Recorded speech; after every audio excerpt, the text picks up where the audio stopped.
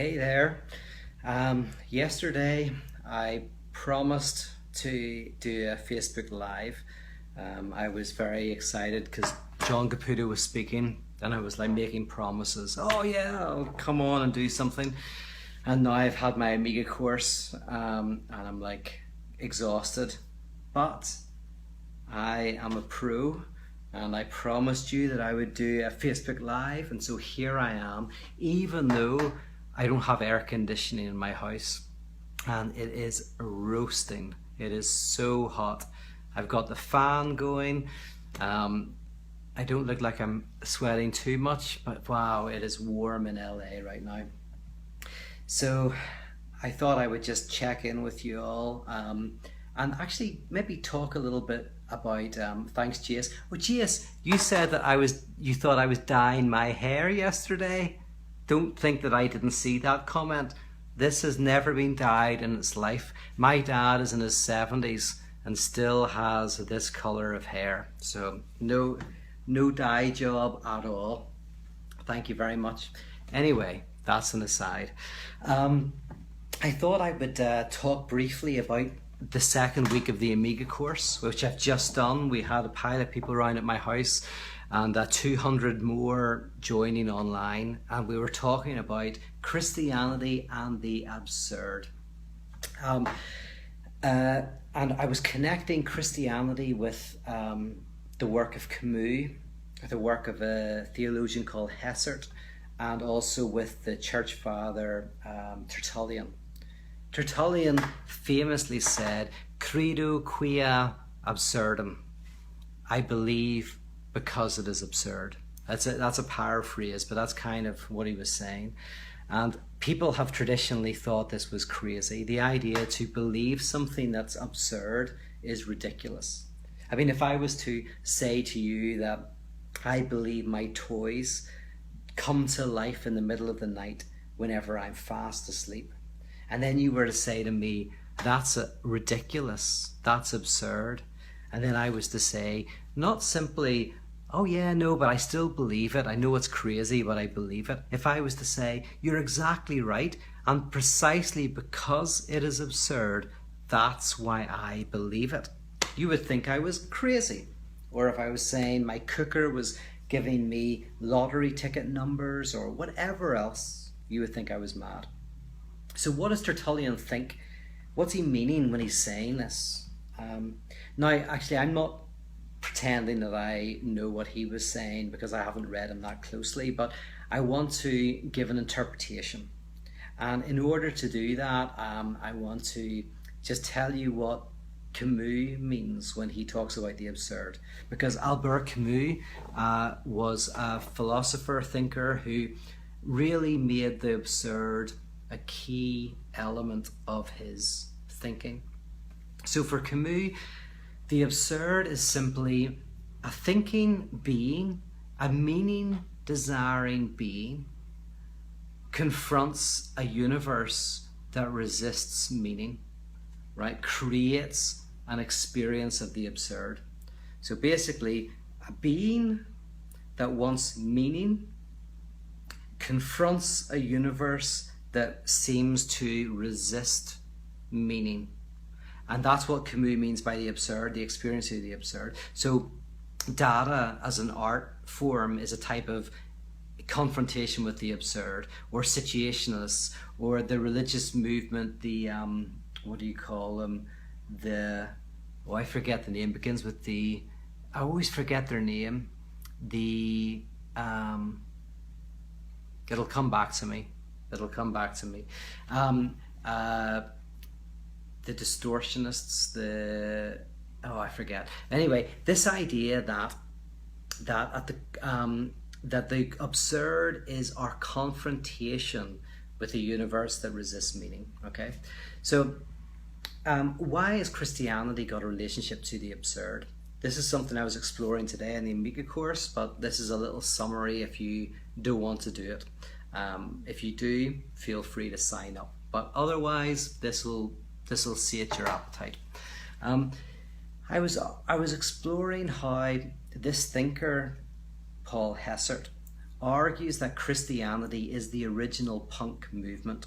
It's the original Dadaist movement. It's the original absurdist event, right? Now, which is the exact opposite of what we think about when we think about Christianity. We think Christianity is about meaning, it's about understanding things, it's about a worldview.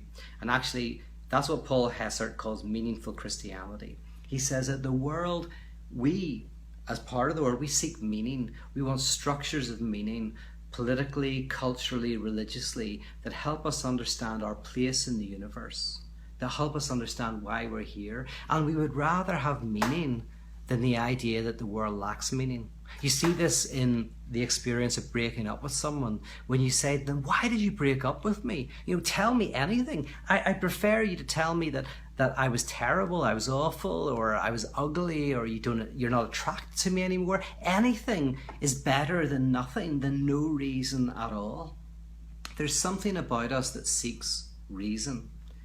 And so Hessert argues that Christianity generally either affirms the dominant meaning structure of society, priests bless tanks, national prayer breakfast for the president, whatever it is, that Christianity either endorses the meaning structure of society, or it creates a countercultural meaning system that critiques. And that's a good thing sometimes, it critiques the main meaning structure in society, says there's things that are wrong.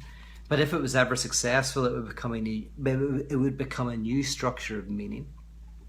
Or it just mimics the world, and it has its own worldview, its own understanding of society, its own meaning system. But Hessert basically argues that Christianity is the original punk.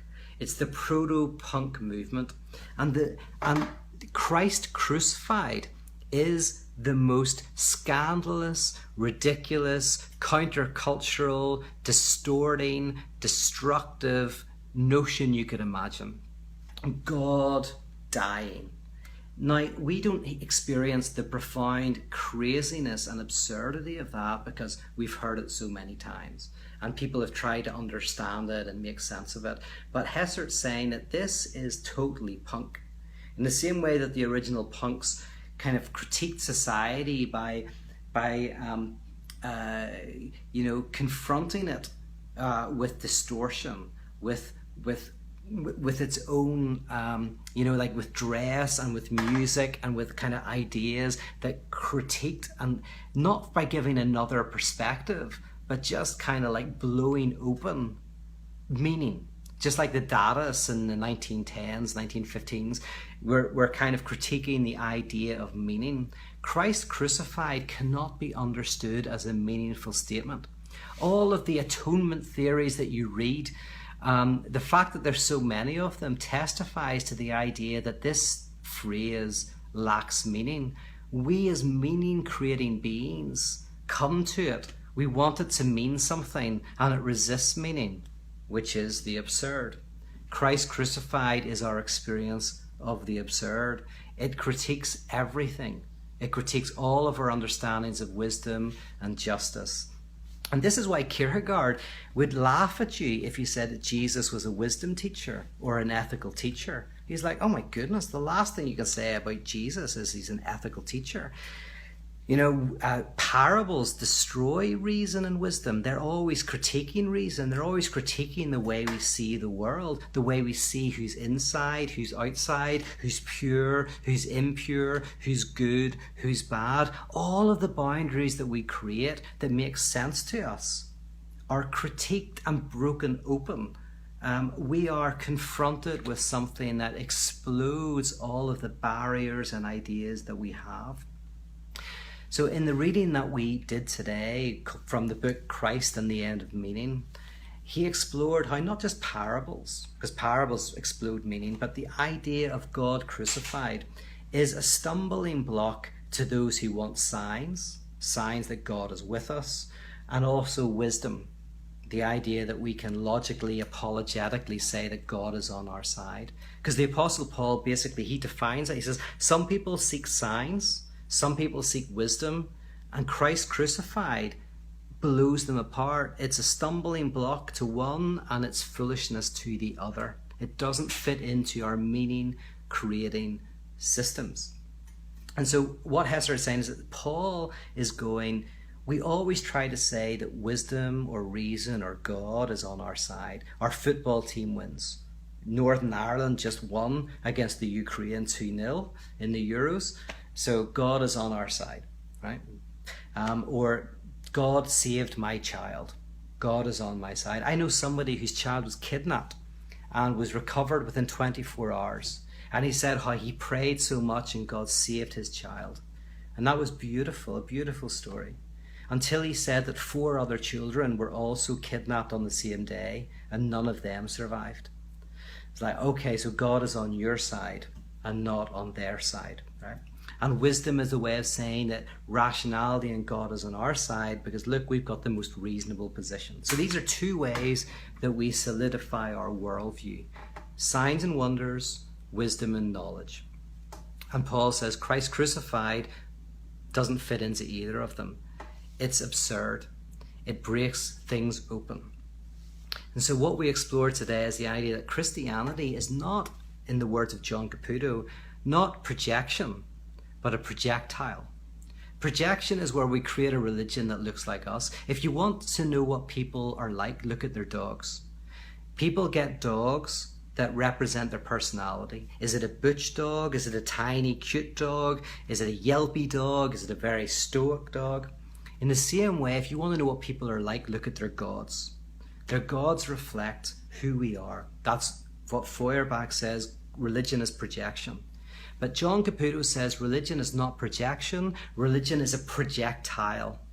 What he means is, at its best, the prophetic tradition breaks open our meaning structures. It destroys the way we look at the world. It opens us up to new possibilities. It's like if your kids go off to university and they come back and they're sitting around the dinner table and they've got some crazy views that, you know, they didn't get living in Birmingham, Alabama, right? There's a sense in which those children potentially will rupture the meaning system of the family.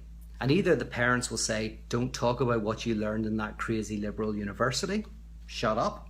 Or they'll go, okay, this sounds a bit mad, but talk to us. Because we helped raise you with the best of our values, and now you're coming into this house learning something different that might help us reflect again on our values, right? So they rupture the meaning system. In this idea, Christianity is a projectile that breaks into all of our systems of who's right and who's wrong, who's pure and who's impure, who's good and who's bad. And so it's blessed are the queers. Blessed are the gay and lesbians and the transgender and whoever it is, whoever in our society is seen as that which problematizes our views of what is good and bad, pure and impure, sexually right and sexually wrong. They are the incoming of Christ because they problematize our systems of meaning and break them open to new possibilities. And this is what John Caputo calls the possible and the impossible.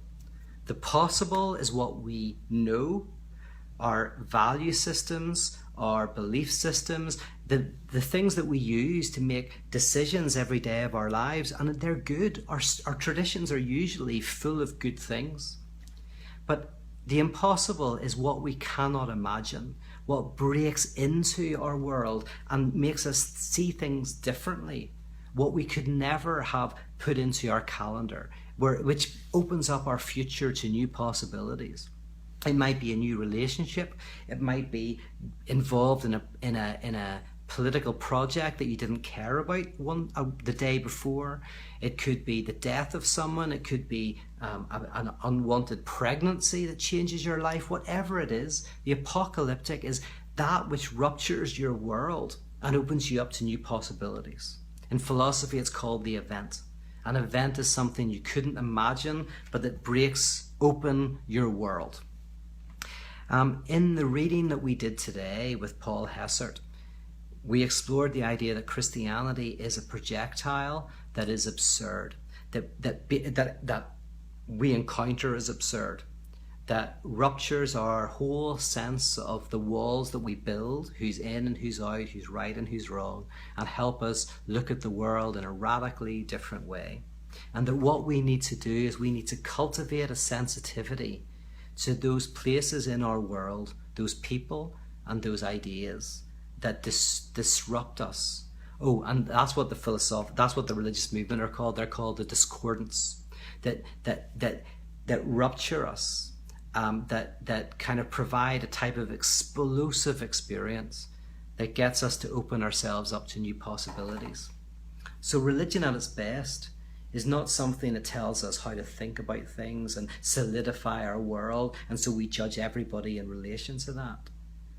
Religion at its best sensitizes us to the other, who breaks open our sense of our ideologies and our ideas of looking at the world. The Sabbath was made for people, not people for the Sabbath. Our ideologies are made for people, not people for our ideologies. We have a religious, idolatrous faith if our ideologies crush and destroy people. But we probably have a healthy faith if people are allowed to critique and open up our faith in new ways. So faith, fidelity and betrayal are interconnected. And that's why I wrote the book, Fidelity of Betrayal. To be faithful to our traditions is to be open to critiquing them, to deconstructing them, to seeing them in new lights. And what if Christ crucified is the ultimate punk saying? It's the ultimate Dada expression. It offends us. It offends all of our ideas of what is right and what is good. It disrupts our world, opening us up to new possibilities. And that our job is to cultivate a sensitivity to the other, to cultivate a sensitivity to that which disrupts us. Hence, we go out and we help other people, like the homeless, prison population, not because we are good news to them, but because they are good news to us. Because they disrupt us and tell us that there are problems in our social body, in our systems. We go out, we allow ourselves to be transformed and critiqued. And this is what prophets do. This is what parables do. This is what good comedy does. And this is what Christ crucified means. So if you want to know anything more about that, sign up to the Amiga course. Otherwise, go by Christ and the End of Meaning. And I hope that was interesting. I'm going to look at some of your questions now. And I appreciate you clicking into this on your Sunday afternoon. Let's see.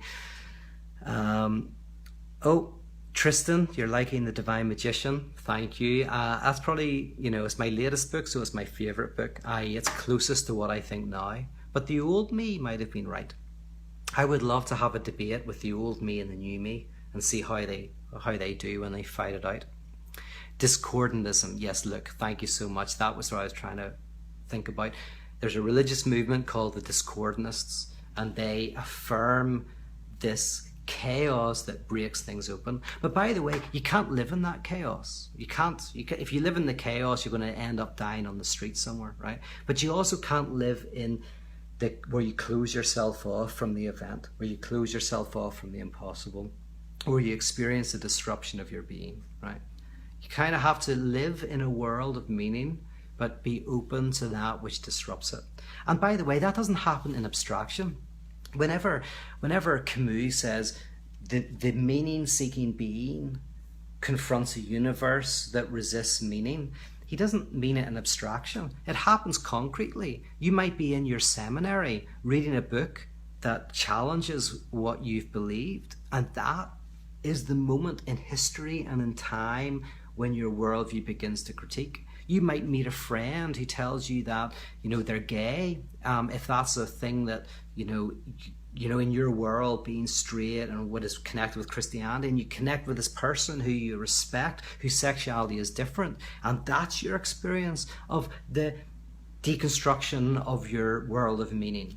Or it might be when you lose your job and become homeless, or you lose a relationship or someone that you love, and it's different in different times in different places. And most of the time we run from those. When they happen, we try to hide from them. we try to plaster over the problem. But for Paul Hessert, faith is where we're able to affirm these moments of radical destruction, because they lead to new healing. Okay, let's see. Can the Gospels really be understood as absurd as satire? I think that at a certain reading you can affirm this. I don't want to say that that's the right way to read them or anything, but it's very hard to build a meaning structure from the thoughts of Jesus. Like, he'd often tell a parable, and then someone would ask him what it means, and then he'd explain it by an even crazier parable. And he'd say different things to different people. To be saved, you must be born again, or you must sell everything you have and give to the poor, or just go home and don't tell anybody, right? All of this kind of stuff. It seemed almost like it was designed, the Gospels are designed to wake you up, to disrupt you.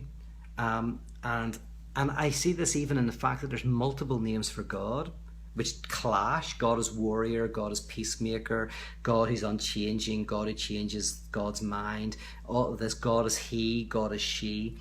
All of these, and they don't fit neatly together. And then in the midst of that, the unsayable tetragrammaton. There's this name that is unnameable. Plus 4 Gospels that don't fit neatly together. Did the clearing of the temple happen at the beginning of the Gospels, as you have in John, or at the end of the Gospels that you have in the Synoptics? So there's a way of reading the text that is a kind of like chaos that is designed to disrupt your whole meaning systems. However, I just want to give a little bit of time to that reading, because Paul Hessert makes the argument that whether you're Orthodox, Catholic, Protestant, fundamentalist, liberal, progressive, everybody in the actual existing church in the structure affirms meaningful Christianity, worldview Christianity. Religionless Christianity is like saying, no. It's not that at all. Christianity acts as, a confrontation with absurdism that opens you up to taking responsibility for your life, because you can't put it onto somebody else. God made me do it. You have to take responsibility for your actions in creating the world, in love for the other, sensitizing yourself to those who are the outsiders. Anyway, Tara needs to hear this. Good, Tara, thank you so much. I'm hoping that I'm glad it was useful to you. See if there's any more questions. Oh, Ronald, Camus, not only on absurdity, but his book Resistance and Rebellion is important to resisting fundamentalism. Yeah, Ronald, Camus is a fantastic writer. He died too young. He has fascinating things to say, and I actually haven't read that book, so on your recommendation, I'll try to read it. Let's see, any more questions? Okay, as far as I see, there's no more questions at the moment. So thanks for tuning in to this impromptu Facebook Live. I hope you're enjoying these. I enjoy doing them, and I hope you kind of keep tuning in. As long as you're there, as long as you listen, I will talk. So take care. I'm gonna try and have a cold shower, or find a bar that's cold or something like that, because at the moment it must be 100. Wherever you are, have a great day. Bye bye.